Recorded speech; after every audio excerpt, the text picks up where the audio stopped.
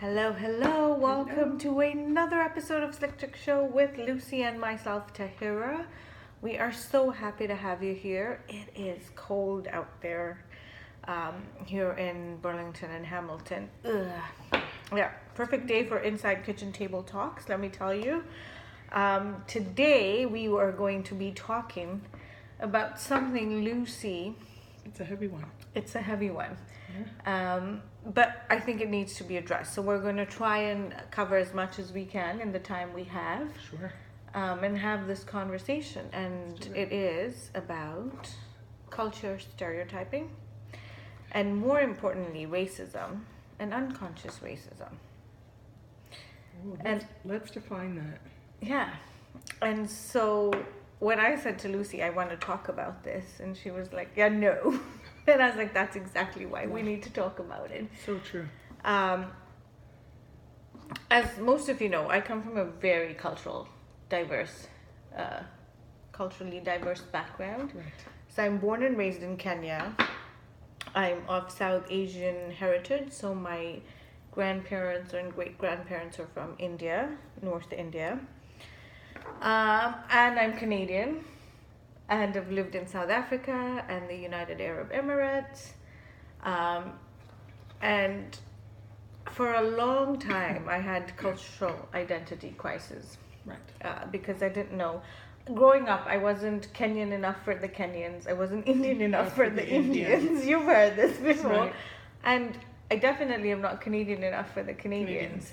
For starters, I fucking hate winter. Oops. But I hate winter. But it's deeper than that, right? And it's not until my late 20s, while living in the Middle East, ironically, where I really embraced all of that I was. Right. And I found I wasn't ever in conflict of it anymore. Right. Because my diversity allows me to connect with so many people on so many different levels. Right. But I have been subject to unconscious stereotyping or racism. Right. I really don't like that word, racism, like a lot of people out there. It's thrown around a lot. It's a card that's pulled a lot. But I think racism is a really heavy word. Yes. And so more than racism, I think it's stereotyping that happens. And then you can argue that's a form that's stemming from racism and all of that. But I mean, for me, it's really just an ignorance or an uneducation of certain things. So we stereotype because we hear from the media or we read in books or whatever our form of knowledge is. Right. We don't really get the real picture. Right. So I'm going to chime in there and say, yes, my diversity is far less than yours. right. In that I was born of immigrant Italian parents, but in Canada, born and raised in Hamilton. And my neighborhoods from childhood to now, I guess maybe it's changed in the last few years, but we're predominantly Caucasian or European. So a lot of my friends were Italian. Can you just say Caucasian, what that means? White. Yeah. White. Yeah. I'm being difficult, but we've talked about why that needs to be addressed. And so my own ignorance right. extends far into my adulthood because I went to predominantly white school. Right. It was a Catholic school. In university, I was in a department that was predominantly white.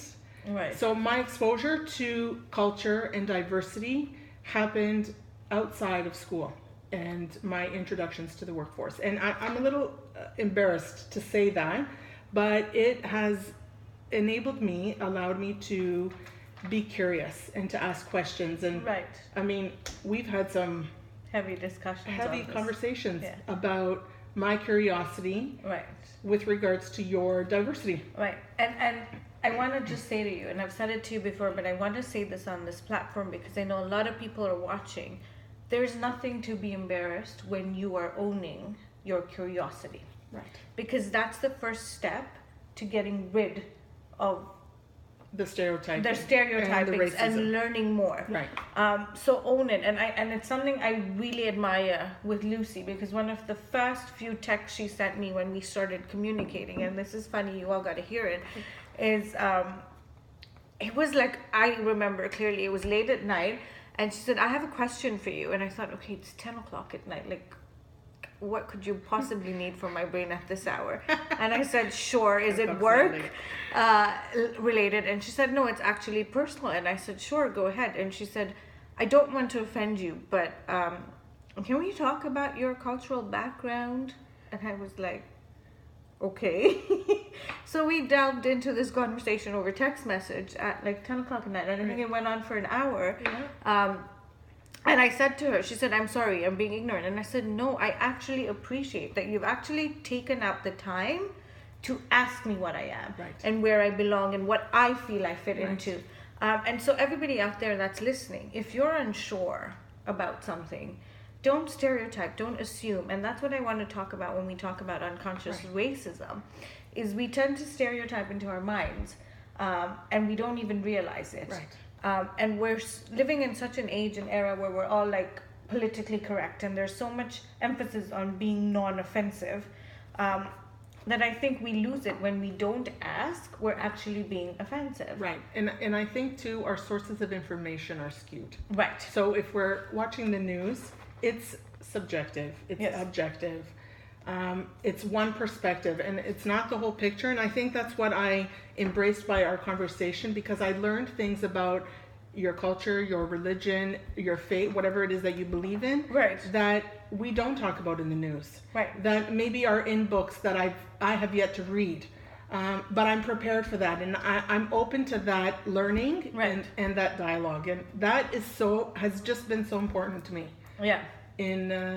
And I love that. That I really, when I met you too, I think that's one of the first things I said to you. I said, don't ever shy away from asking me questions, because I'd rather you ask me than assume. Because for somebody that's diverse, I think it's the biggest offensive thing you can do is when you assume.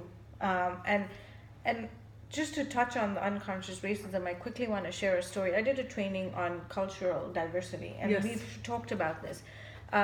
And a friend of mine shared that she's done a talk too, and she gave me this idea, and I started the training with a really heavy Indian accent. And then that was my introduction. I did the introduction in this Indian accent, and then I said, right, okay, no, this is how I really speak, but now I want you to think, did you assume my immigration status? Did you assume what socioeconomic status I fed into? And there was a room of 17 other people, and it was phenomenal. Were they equally diverse? So yes, there was diversity. But within that group too, it was amazing how many of them said, oh my God, yeah, totally. Right. And then I did the second session in the evening with a headscarf, and with no disrespect to people who wear the headscarf. And the lady who'd organized the training had seen me previously, and we'd met on occasion twice or thrice before without the headscarf. And when I put the headscarf, it was in the evening, and she said to me, I totally assumed that in the daytime you're out and about and your family isn't at home, but I thought maybe in the evening you left and your husband or your in-laws were at home, so you put the headscarf and you forgot to take it off. And she said, had you not taken it off and talked about it, I would have stayed with that assumption. And that's what we do. That's the unconscious part of it. We assume. And the part that we've talked about is people look at me and automatically assume I'm Indian. Right. And when I say I'm Kenyan, but you can't be Kenyan, you're not black. And I'm like, really? Like, really? Yeah. But there's that unconscious stereotyping that we think Africa and we think all black people, right?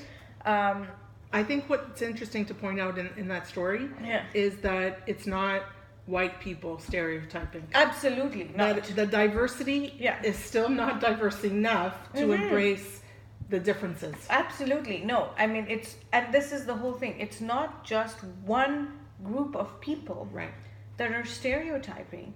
I have to own up, growing up in Kenya, and we talked about this last time, I grew up thinking it wasn't cool to be Indian.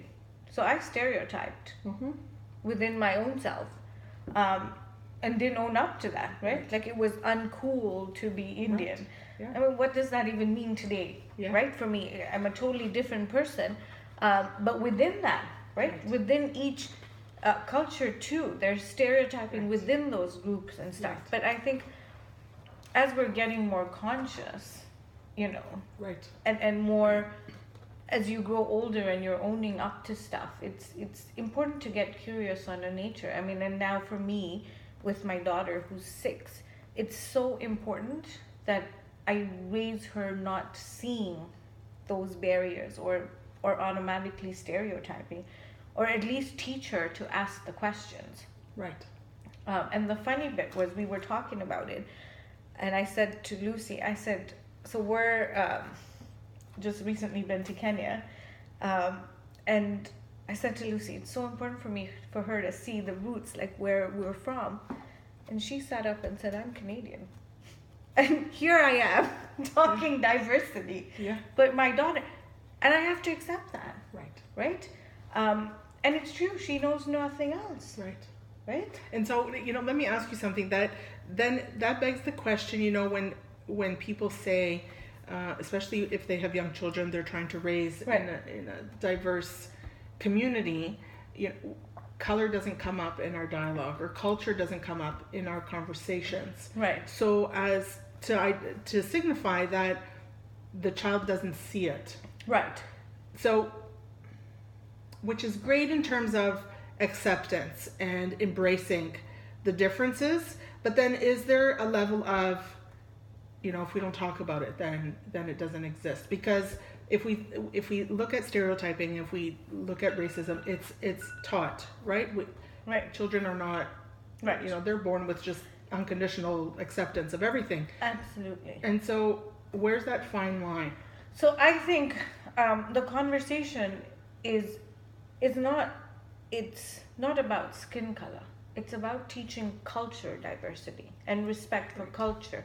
Just how we teach respect and tolerance for different faiths and religions. Right.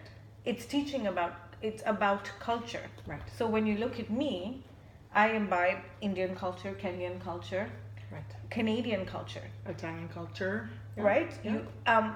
So by looking at me, you can't just say my culture is 100% Indian or 100% Kenyan, but learning to respect that and teaching that it's okay for us to coexist with different cultural ideologies is much more important than having the conversation about skin color. So we're not really, and that's the whole thing. It's so multidimensional. You can't, and much of the dialogue today, like we're all about diversity, inclusion, but it's so, it's